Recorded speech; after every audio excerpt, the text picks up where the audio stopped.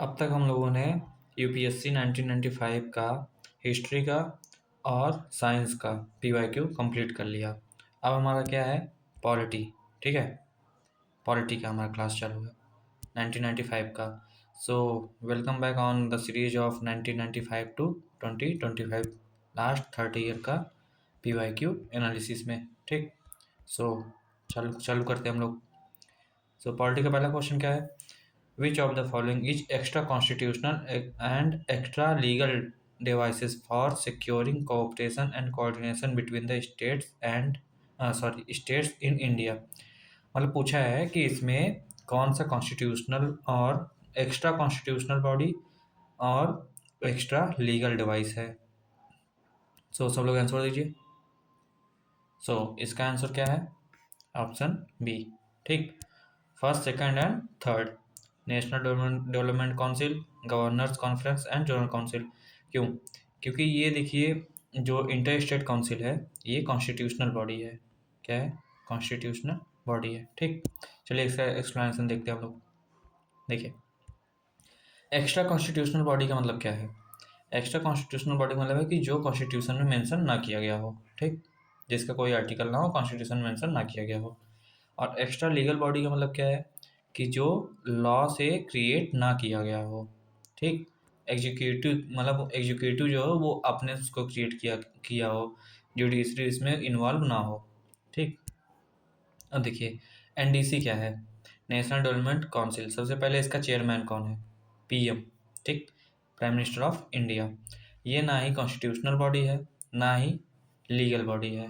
ठीक, created by executive resolution 1952, 1952 में executive resolution से क्रिएट किया गया था। ठीक है, अब नेक्स्ट क्या है हमारा, गवर्नर्स कॉन्फ्रेंस। गवर्नर्स कॉन्फ्रेंस क्या होता है, meeting of governors for coordination. Coordination के लिए जो सब गवर्नर एक साइड मिलते हैं, मतलब एक असेंबली मिलते हैं, जो मीटिंग होता है उसे क्या बोलते हैं, गवर्नर्स कॉन्फ्रेंस बोलते हैं। इसके चेयरमैन कौन होते हैं, प्रेसिडेंट ऑफ इंडिया। अब ऑब्वियसली ये तो नॉर्मल सी बात है कि गवर्नर का अपॉइंटमेंट कौन करता है, प्रेसिडेंट करते हैं, तो इसके चेयरमैन कौन होंगे, प्रेसिडेंट ही होंगे ना, क्योंकि कोई सिंगल गवर्नमेंट तो है नहीं, अरे गवर्नर है नहीं कि वो जाके प्रेसाइड कर लेगा। ठीक, उसके बाद जोनल काउंसिल। जोनल काउंसिल क्या होता है, देखिए कौन इसे क्रिएट किया था, state reorganisation act 1956। State reorganisation act 1956, इसके थ्रू सबसे पहला स्टेट कौन सा वो मतलब ऑर्गेनाइज हुआ था, आप लोग बताइए, कमेंट में बताइए। देखिए ये क्या है, ये स्टेचुटरी बॉडी है, लॉ से क्रिएट किया गया है, पर ये क्या है कि एक्स्ट्रा कॉन्स्टिट्यूशनल बॉडी है, कॉन्स्टिट्यूशनल बॉडी नहीं है, एक्स्ट्रा कॉन्स्टिट्यूशनल बॉडी है। ठीक है, इसके चेयरमैन कौन है, यूनियन होम मिनिस्टर, इस बार पूछा भी था। ठीक, उसके बाद इंटर स्टेट काउंसिल, देखिए इसका आर्टिकल है कॉन्स्टिट्यूशन में, तो ये क्या हुआ, कॉन्स्टिट्यूशनल बॉडी हो गया। ठीक है, तो देखिए ये क्या है, provided under article 263 of the constitution, hence it is constitutional body. ठीक, कब बना था, मतलब ये पहले बना था लेकिन एक्टिवेट कब हुआ, 1990 के बाद। ठीक है, इसके चेयरमैन कौन होते हैं, प्राइम मिनिस्टर होते हैं। ठीक, चलिए नेक्स्ट क्वेश्चन हमारा क्या है, इसका आंसर दीजिए सब लोग। Which of the following are matters on which a constitutional amendment is possible only with ratification of the legislature not less than one half of the state? मतलब इसने पूछा है कि इसमें से कौन सा ऐसा चीज़ है जो वन हाफ ऑफ द मतलब ये लेजिस्लेचर के जो स्टेट होते हैं उनके रेटिफिकेशन की ज़रूरत नहीं पड़ती है। ठीक है, चलिए बताइए, आंसर दीजिए। देखिए, इलेक्शन ऑफ प्रेसिडेंट को अगर कोई अमेंड करेगा तो उसमें भी स्टेट के वन हाफ मतलब रेटिफिकेशन का ज़रूरत है। Representation of state in parliament इसके में भी है। और सेवन शेड्यूल में अगर कोई मतलब बदलाव आ रहा है, अमेंडमेंट हो रहा है, अगर सेवन शेड्यूल में कोई अमेंडमेंट किया जा रहा है, देखिए इसमें 3 लिस्ट होते हैं। पहली बात सेंट्रल, स्टेट और कॉन्करेंट। तो जब ये स्टेट वाले में फिर कॉन्करेंट वाले में जब कोई बदलाव होगा, अमेंडमेंट होगा ना, तो इसमें क्या चाहिए, वन हाफ रेटिफिकेशन चाहिए स्टेट का। ठीक, इसका आंसर क्या है, 1, 2 एंड 3, ऑप्शन ए।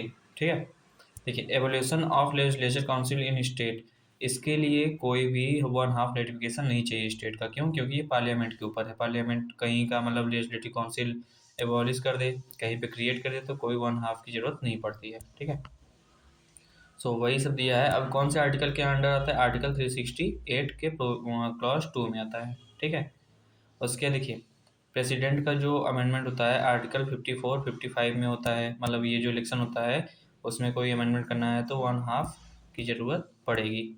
ठीक, ऐसे ही इसमें भी है 7 शेड्यूल में, और ऐसे इसमें भी है state in parliament, representation of state in parliament. ठीक, चलिए नेक्स्ट देखिए, इसका आंसर दीजिए। Article 156 of the on the constitution of India provides that a governor shall hold office for turn off 5 year. इसका पढ़ लीजिए आप क्वेश्चन फटाक से। चलिए इसका आंसर क्या, मतलब ऑप्शन क्या है। No governor can be removed from the office till completion of the term, first option. Second क्या है, no governor can continue in the office beyond 5 year. So इसका आंसर क्या है, देखिए कोई भी गवर्नर जब तक, मतलब क्या नॉर्मली 5 साल होता है, अगर वो कंप्लीट नहीं हो रहा है उसके पहले क्या रिमूव किया जा सकते हैं, हाँ किए जा सकते हैं। तो ये पहला ऑप्शन में क्या बोला है, नो, तो इसका मतलब ये गलत है। उसके बाद दूसरा क्या है कि 5 साल के बाद भी कोई गवर्नर कंटिन्यू कर सकता है। तो देखिए इसका क्या है कि ये प्लेजर ऑफ प्रेसिडेंट के ऊपर डिपेंड करता है कि प्रेसिडेंट कंटिन्यू करवाना चाहते हैं कि नहीं करवाना चाहते। तो इसमें भी नो बोला है, तो इसका मतलब सेकंड भी ऑप्शन गलत है। तो इसका आंसर क्या होगा, नाइदर वन नाइदर टू। देखिए सबसे पहली बात, गवर्नर, गवर्नर होता क्या है। Governor is a nominal and constitutional head of state. जैसे इंडिया का हेड ऑफ स्टेट कौन है, प्रेसिडेंट है ना, कौन है, प्रेसिडेंट है। सो ऐसे ही स्टेट के कौन है, गवर्नर। ठीक, कौन से आर्टिकल में आते हैं, आर्टिकल 153 टू 167। अपॉइंट कौन करता है, प्रेसिडेंट। ठीक, ये इलेक्टेड नहीं होते हैं, अपॉइंटेड होते हैं। ठीक है, इसलिए इनका इलेक्शन नहीं होता है। अब देखिए अपॉइंटमेंट और टर्म्स का, मस्ट भी 35 ईयर ओल्ड, और 5 साल का नॉर्मली क्या होता है, टर्म होता है। ठीक, और कौन रिमूव कर सकता है, प्रेसिडेंट कभी भी, उनके प्लेजर पे होता है। और क्या ये मतलब एक ही स्टेट में बस सर्व कर सकते हैं या फिर दो दो से ज़्यादा भी कर सकते हैं, तो कर सकते हैं। कौन से अमेंडमेंट से, 7th अमेंडमेंट से। ठीक, पावर क्या है, देखिए पावर क्या है इनका, एग्जीक्यूटिव पावर क्या होता है कि सबसे पहले अपॉइंटमेंट किसका करते हैं, सीएम का, अदर्स मिनिस्टर्स का, एडवोकेट जनरल का, स्टेट इलेक्शन कमिश्नर का। ठीक है, एक्सेप्ट पंचायत, पंचायत में जो वो इलेक्शन कमिश्नर होते हैं वो कौन करता है, जो इलेक्शन कमिश्नर होते हैं वो लोग उसको अपॉइंट करते हैं। ठीक, उसके बाद लेजिस्लेटिव पावर क्या होता है इनका, कि ये समन करते हैं, मतलब जैसे यहाँ पे लोकसभा राज्यसभा का समन कौन करता है, प्रेसिडेंट करते हैं ना, बुलाते हैं मीटिंग को। तो ऐसे वहाँ पे भी असेंबली का समन कौन करता है, गवर्नर करते हैं। ठीक है, सो नेक्स्ट क्या है कि गिव एसेंट टू बिल। जो बिल्स होते हैं, मनी बिल हो या फिर ऑर्डिनरी बिल हो, स्टेट में एसेंट कौन देता है, गवर्नर देते हैं। या फिर अप्रूव करेंगे, विथ होल्ड कर लेंगे, मतलब पास में रख लेंगे, या फिर रिटर्न कर देंगे, और नहीं समझ में आएगा तो रिजर्व फॉर प्रेसिडेंट, प्रेसिडेंट के लिए क्या कर लेंगे, रिजर्व कर लेंगे। ठीक है, नेक्स्ट क्या है, फाइनेंशियल पावर क्या होता है इनका। Money bill can be introduced only by the governors recommendation. देखिए स्टेट में मनी बिल कब आ सकता है, जब गवर्नर रिकमेंडेशन देंगे। ठीक, जुडिशियल पावर क्या होता है कि पार्डन दे सकते हैं, रिप्राइव कर सकते हैं, कि मतलब कोई क्रिमिनल है तो उसको, मतलब जो स्टेट लॉ के अंडर में आता है, लेकिन डेथ सेंटेंस को पार्डन खत्म मतलब उसे नहीं कर सकते हैं। वो पावर किसके पास है, सिर्फ और सिर्फ प्रेसिडेंट के पास है। ठीक है, चलिए नेक्स्ट क्या है, डिस्क्रिशनरी पावर क्या होता है। डिस्क्रिशनरी पावर का मतलब समझ रहे हैं आप लोग, स्पेशल पावर, स्पेशल पावर। ठीक है, जो कि प्रेसिडेंट के पास भी नहीं है, सिर्फ और सिर्फ गवर्नर के पास है। कौन कौन से पावर है वो, used without advice of ministers. मतलब देखिए डिस्क्रिशनरी पावर जब इनको यूज करना है तो कोई किसी का एडवाइस नहीं चाहिए, इनको अपने से कर सकते हैं। ठीक, जब कोई भी पार्टी मेजोरिटी में नहीं रहेगा तो सीएम के अपॉइंटमेंट कर सकते हैं, और जो बिल है वो रिजर्व कर सकते हैं प्रेसिडेंट के लिए। प्रेसिडेंट रूल भी रिकमेंड करते हैं, कौन से आर्टिकल में होता है, आर्टिकल 356 में। ट्राइबल एरिया को भी रिकमेंड कर सकते हैं अंडर 6 शेड्यूल प्रेसिडेंट के लिए। और क्या है कि ये बताया था एसेंट को विथ होल्ड कर सकते हैं, बिल वोल कोई भी एसेंट देना है तो उसे अपने पास पॉकेट वेटो का यूज करके रख सकते हैं अपने पास। ठीक, अब इम्पोर्टेंट कमिटीज, गवर्नर के लिए इम्पोर्टेंट कमिटी कौन कौन सा बना था, एक सरकारिया कमीशन था और एक पुंछी कमीशन था। सरकारिया कमीशन में इन्होंने क्या बोला था कि गवर्नर जो होना चाहिए वो एमिनेंट होना चाहिए और नॉन पॉलिटिकल पर्सन होना चाहिए, मतलब उसका उसका पॉलिटिक्स से कोई मतलब लेना देना हो ही ना, और एमिनेंट का मतलब फेमस हो, जाना माना हो। और पुंछी कमीशन क्या बोले थे कि इनका टर्म क्या करे, फिक्स्ड कर दे, कितने भी साल के लिए फिक्स्ड कर दे। और क्या करे कि जो इसका इनका डिस्क्रिशनरी पावर है, अभी जो मैंने आपको बताया 5-6 ठो, इसको लिमिटेड कर दे। ठीक, अब सुनिए, आर्टिकल 156 क्लॉज 1 में क्या बोला है कि governor shall hold office during the pleasure of president. इसी में बोला है 156 क्लॉज 1 में कि प्रेसिडेंट के प्लेजर पे ही गवर्नर क्या कर सकता है, ऑफिस को होल्ड कर सकता है। ठीक। उसके बाद 156 क्लॉज 3 में क्या बोला है कि during pleasure of president means, देखिए मतलब ये कंटिन्यू कर सकते हैं कब, अपने टर्म के बाद प्लेजर ऑफ प्रेसिडेंट पे, ये बोला है 156 क्लॉज 3 में। ठीक है, ये सब आप लोग पढ़ लीजिएगा, आप सबके लिए है। सो नेक्स्ट क्वेश्चन क्या है, देखिए, what is not explicitly stated in constitution of India but followed as a convention. मतलब बोला है कि कॉन्स्टिट्यूशन में वो मेंशन नहीं है, ठीक है, लेकिन इंडिया में उसे फॉलो किया जाता है एज अ क्या, कन्वेंशन। ठीक, एज अ कन्वेंशन। चलिए आंसर दीजिए इसका। The finance minister is to be a member of lower house. बताइए, कभी आप लोग पढ़े हैं कहीं कि जो फाइनेंस मिनिस्टर होना चाहिए वो लोअर हाउस का मेंबर होना चाहिए? हम लोगों ने तो ये पढ़ा है ना कि आर्टिकल 75 क्लॉज 1 में क्या लिखा है कि जो भी मिनिस्टर्स होते हैं वो बोथ हाउस से हो सकते हैं। ठीक है, ये बोला है ना, तो पहला क्या है, गलत है। तो ये एज ए कन्वेंशन भी नहीं फॉलो किया जाता है कि नहीं? PM has to resign if he loses the majority in lower house. बताइए, ये क्या मतलब रूल है? इसे देखिए, अभी देखते हैं नेक्स्ट में। All sections of India are to be represented in the councils of minister. बताइए, क्या ये रूल है, मतलब लिखा है कहीं पे कि all sections of India are to be represented in the council of ministers? देखिए, काउंसिल ऑफ मिनिस्टर्स में लगभग ऑल सेक्शन से होते हैं, रिप्रेजेंट करते हैं, लेकिन ये कहीं रूल नहीं है, कन्वेंशन की तरफ फॉलो करते हैं इसको, है ना? देखिए, if both president and vice president demat office simultaneously before the end of tenure, speaker of the lower house of the parliament will officiate as the president। हम लोगों ने कभी ये पढ़ा है, आप लोगों ने कभी पढ़ा है बताइए कि जब प्रेसिडेंट या फिर वाइस प्रेसिडेंट दोनों लोग अगर रिजाइन देते हैं या फिर हट जाते हैं तो क्या स्पीकर जो है लोकसभा का वो प्रेसिडेंट बनता है या फिर सीजीआई बनते हैं? आप लोग ये बताइए, कौन बनता है? सीजीआई बनते हैं ना। सो ये डी वाला भी ऑप्शन गलत है कि नहीं? सो इसका आंसर क्या है, बी। ठीक, देखिए, finance minister is to be a member of lower house, पहला देखिए ऑप्शन क्या है, ये गलत है। ठीक, not longing standing convention, a minister can be from either house, अभी मैंने बताया आर्टिकल 75 से, है कि नहीं, कि मिनिस्टर किसी भी हाउस से हो सकते हैं। ठीक, उसके बाद क्या है कि PM has to resign if he loses majority in Lok Sabha, ये कॉन्स्टिट्यूशनल रिक्वायरमेंट है, तो ये सही है ना? आर्टिकल 75 क्लॉज 3 में क्या बोला है कि council of minister is collectively responsible to the Lok Sabha. नहीं, ये क्वेश्चन मतलब ये जो है ना, ये क्वेश्चन पूछा भी है कि काउंसिल ऑफ मिनिस्टर किसके लिए कलेक्टिवली रिस्पॉन्सिबल होते हैं, तो लोकसभा के लिए होते हैं, पहले इसे जान लीजिए। ठीक, if PM loses majority, a constitutional requirement forces him to resign or advise dissolution।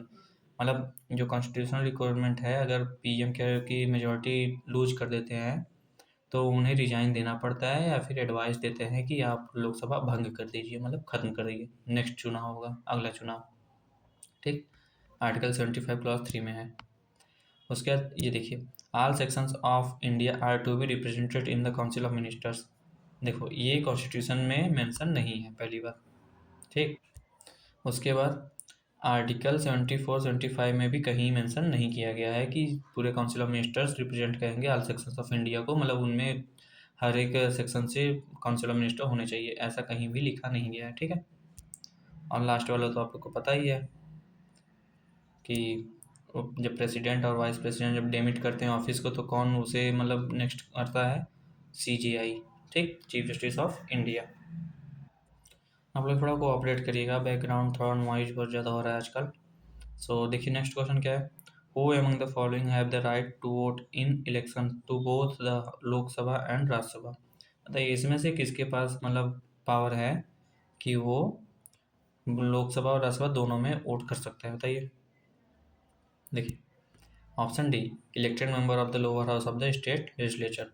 देखिए क्यों, क्योंकि देखिए लोकसभा का जो मेंबर होता है वो क्या राज्यसभा में इलेक्शन मतलब पार्टिसिपेट करता है या फिर अपने खुद में ही क्या पार्टिसिपेट करता है क्या लोकसभा वाला?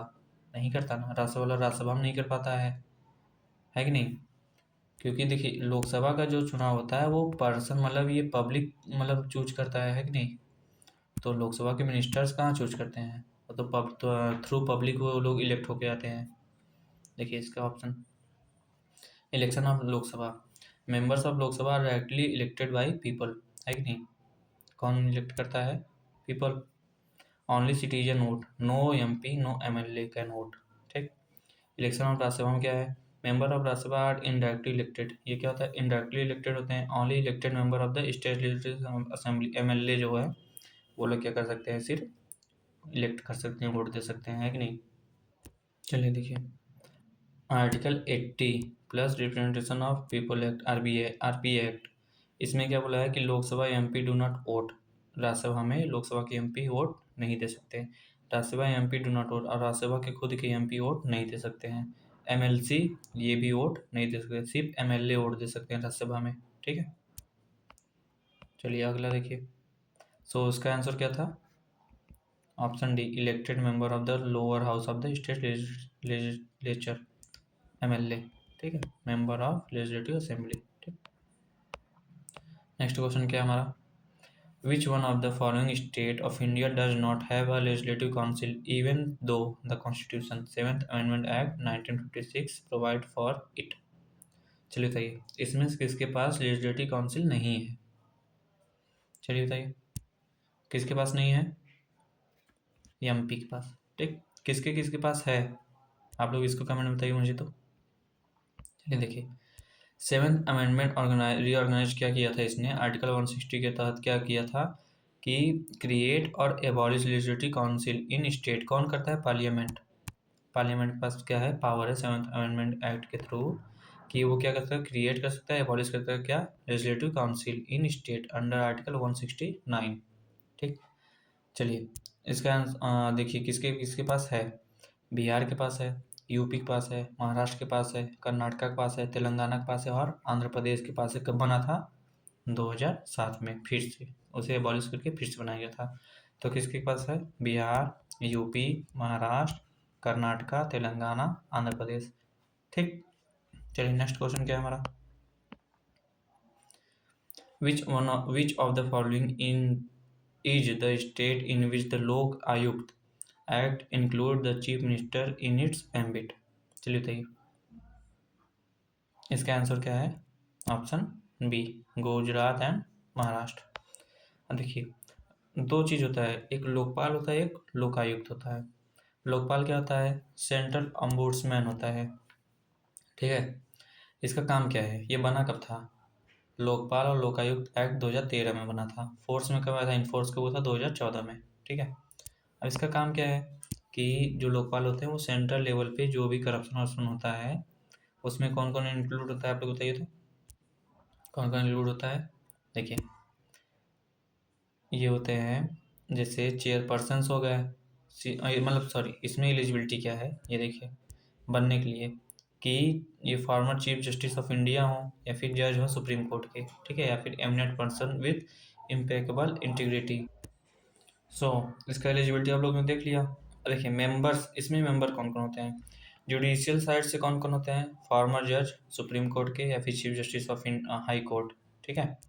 उसके नॉन जुडिशियल में कौन कौन थे? 25 साल मतलब प्लस एक्सपीरियंस होना चाहिए एंटी करप्शन का, एडमिनिस्ट्रेशन का, विजिलेंस का, फाइनेंस का और लॉ इन्फोर्समेंट का, ठीक है। अब सिलेक्शन कमेटी में कौन कौन होते हैं ये बताइए। Lokpal is appointed by president, पहले पूछता है कि लोकपाल कौन अपॉइंट करते हैं? तो प्रेसिडेंट करते हैं। किसके रिकमेंडेशन पे? तो 4 लोगों का सिलेक्शन कमेटी होता है, 4 मेंबर्स का। कौन कौन होते हैं?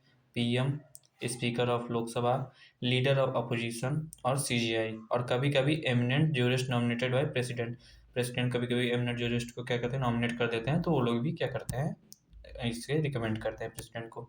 सो कौन कौन होते हैं? PM, speaker of Lok Sabha, leader of opposition, CGI या फिर सुप्रीम कोर्ट जज जो हो नॉमिनेटेड बाय सीजीआई, और eminent jurist nominated by president, ठीक है। देखिए, ज्यूरिडिक्शन ऑफ लोकपाल, लोकपाल का मतलब ज्यूरिडिक्शन कहाँ कहाँ तक है, कौन मतलब किसको किसको वो क्या कहते हैं कि करप्शन का उसके ऊपर जांच बैठा सकता है? तो पीएम होते हैं, ठीक है, विद सेफगार्ड्स, कुछ सेफगार्ड्स मिलते हैं लेकिन पीएम होते हैं। यूनियन मिनिस्टर हो गए, एमपी हो गए, group A B C D के ऑफिशियल हो गए, ठीक है। एनजीओ हो गया जो बाहर से क्या करे 1 करोड़ से ज़्यादा फंड मतलब क्या करे पाता रहे, रिसीव करता रहे, है ना। और PM with in Lokpal jurisdiction, मतलब देखो पीएम होते हैं, ठीक। तो कौन कौन होता है? PM, union ministers, MPs, group ABCD के ऑफिशियल्स और एनजीओ, ठीक है। सो नेक्स्ट क्या है कि इन पावर, ये सब आप लोग पढ़ लीजिएगा, आप लोग के लिए है। देखिए लोकायुक्त, स्टेट ओम्बुड्समैन, ये भी क्या है? State level anti corruption body है, ठीक है। ये यूनिफॉर्म इंडिया, मतलब हर स्टेट के लिए अलग अलग है, ये जान लीजिए आप लोग। सो बाकी सब कुछ वैसे लोकपाल की तरह ही है, कब बना था, कैसे बना था और कौन कौन आते हैं इसके अंडर में, यही सब है। अब देखिए कौन कौन मतलब इसके अंडर में ये मतलब जांच बैठा सकता है, किसका किस्सा देख लीजिए।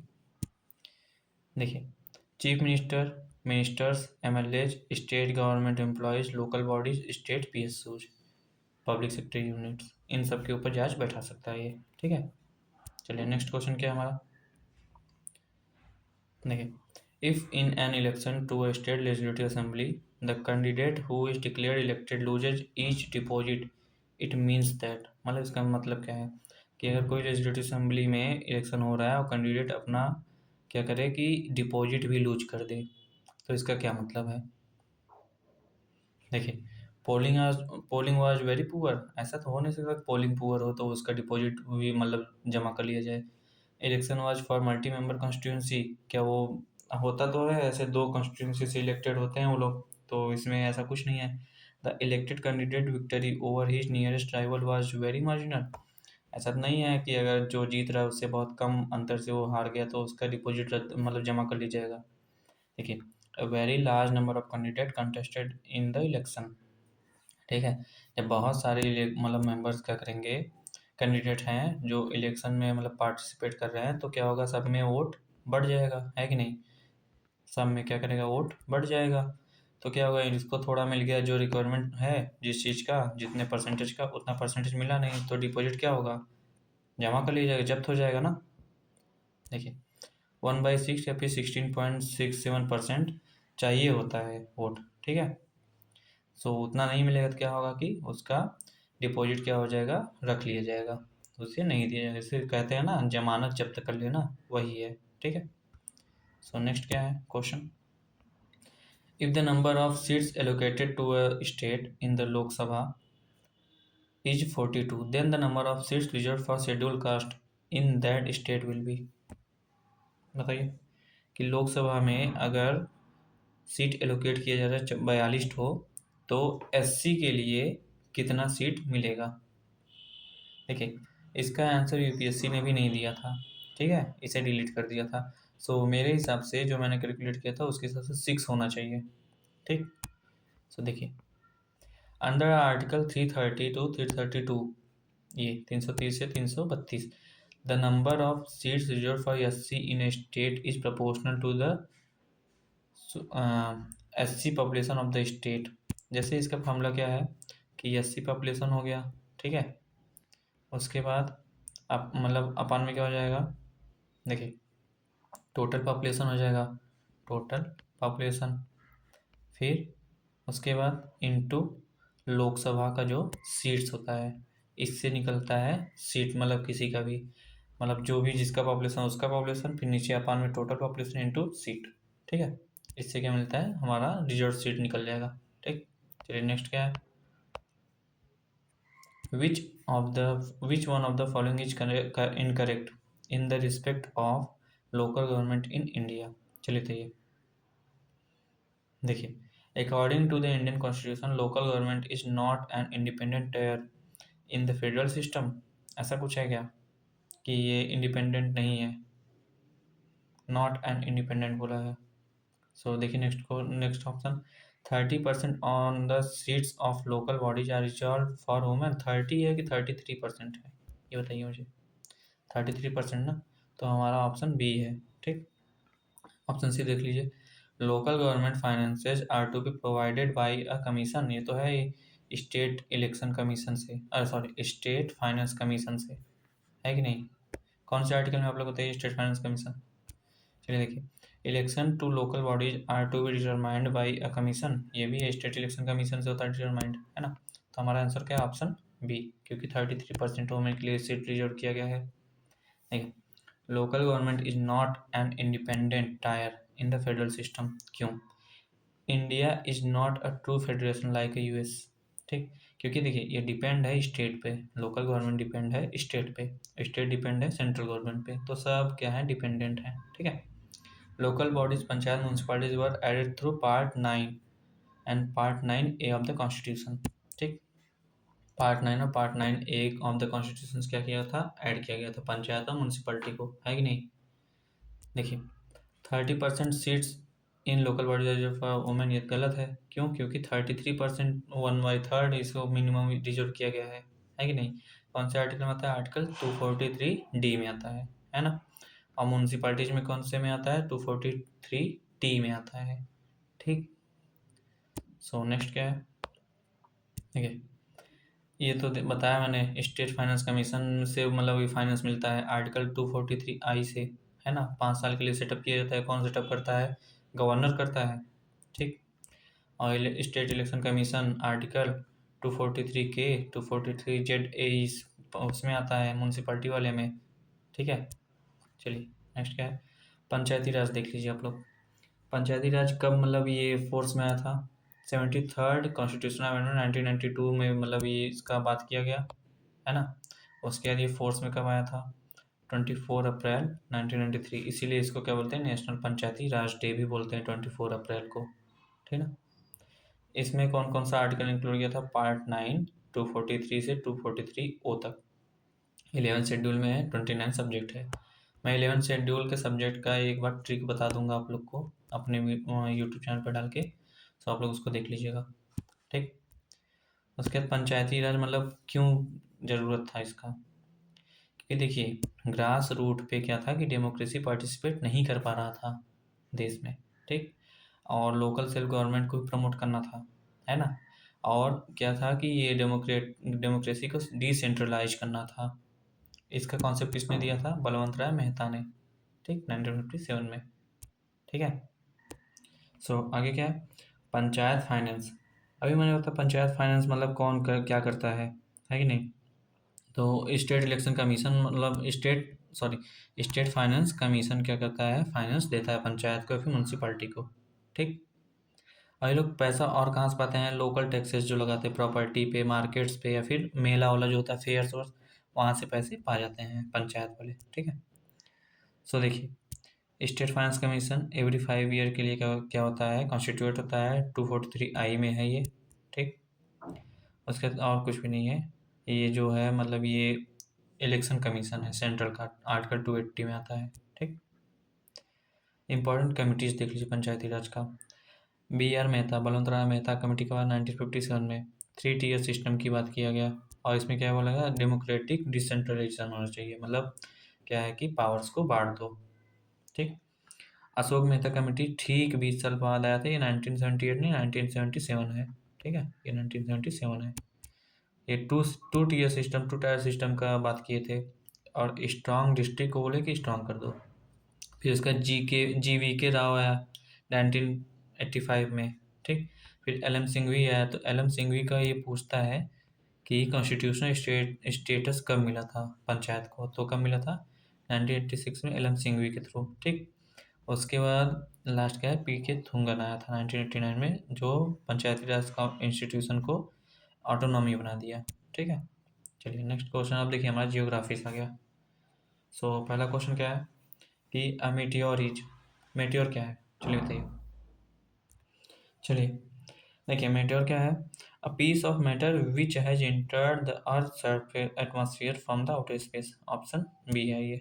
ठीक, क्यों है? जैसे देखिए कोई पत्थर का पीस है जो आउटर स्पेस, ये अपना अर्थ है, ये इसका क्या है? एटमॉस्फेयर हो गया।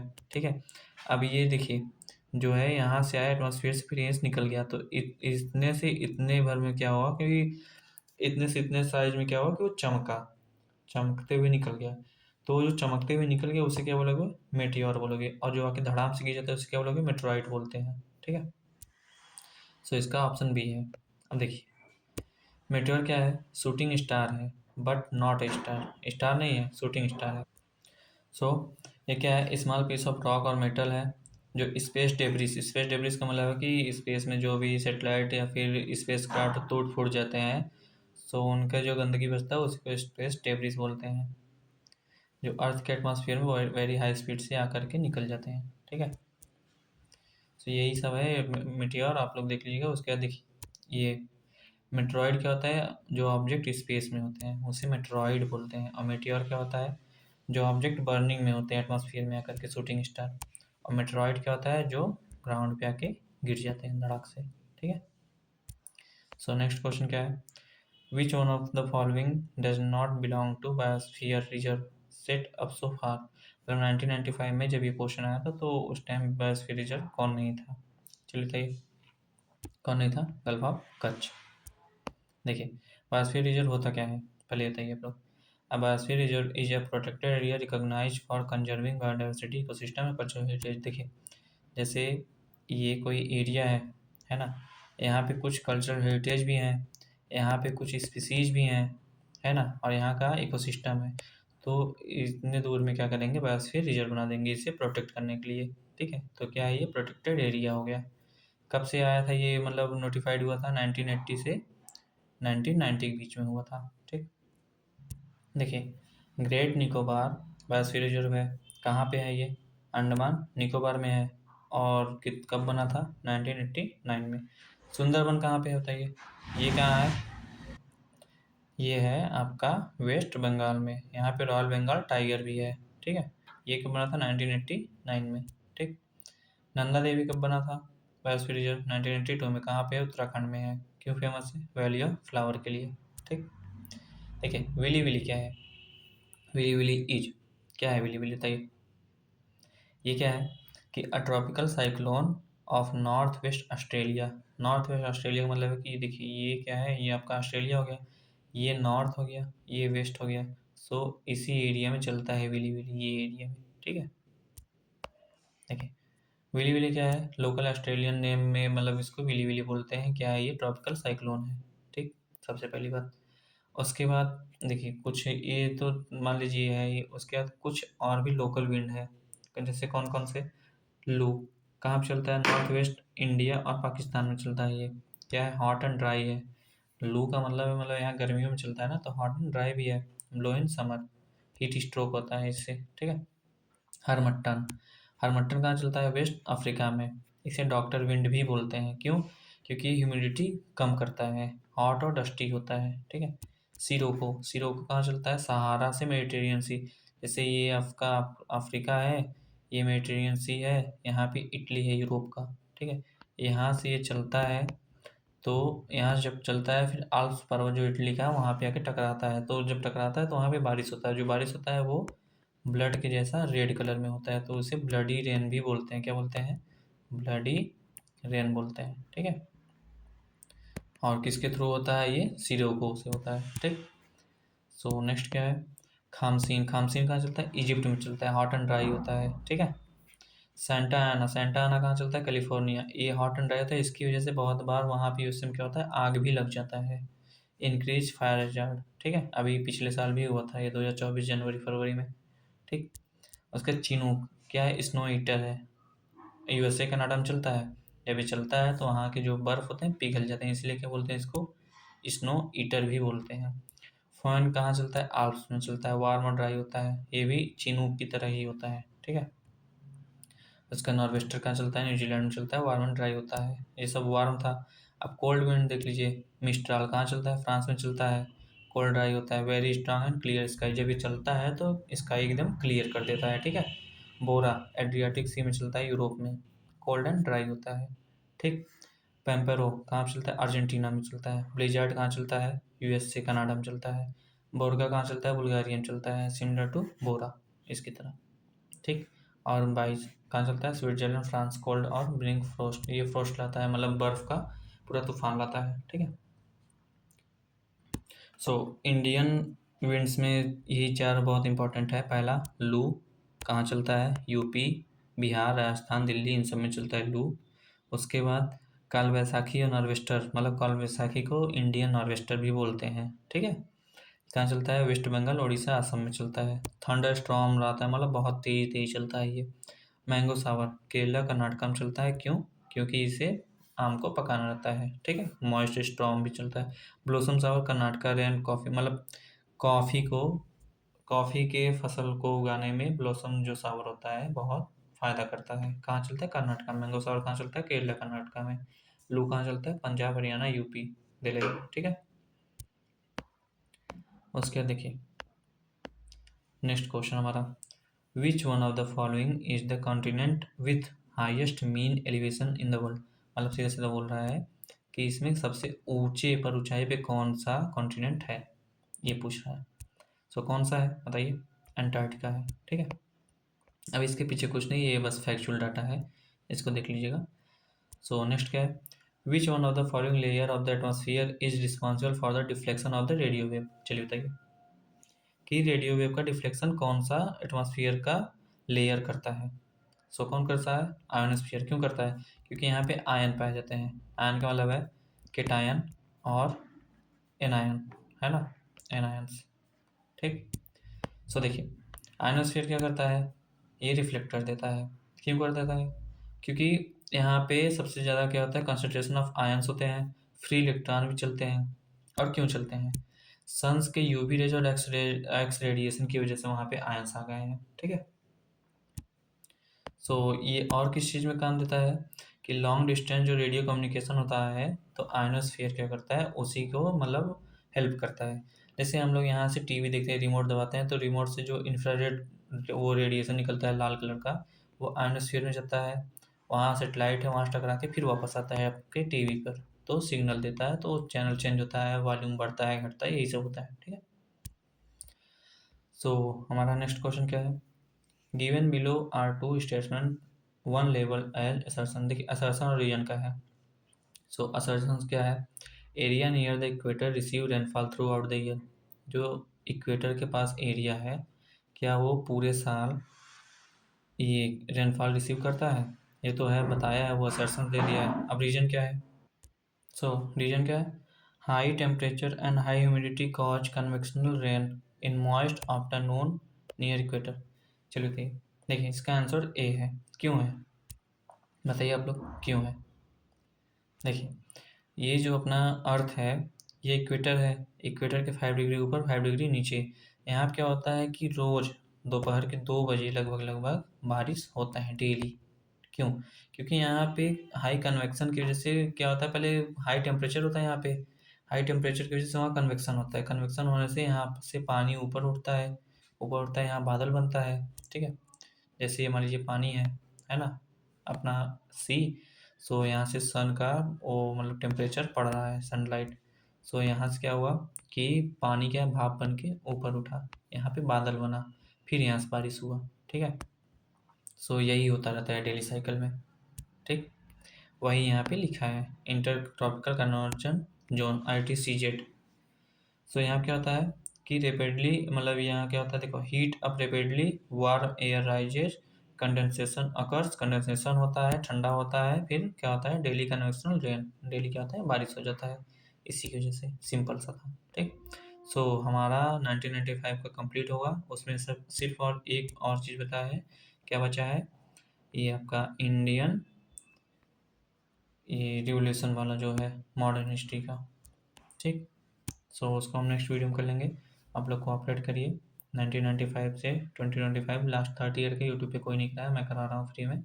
सो आप लोग इसको कोऑपरेट करिए। मिलते हैं नेक्स्ट वीडियो में। जय हिंद।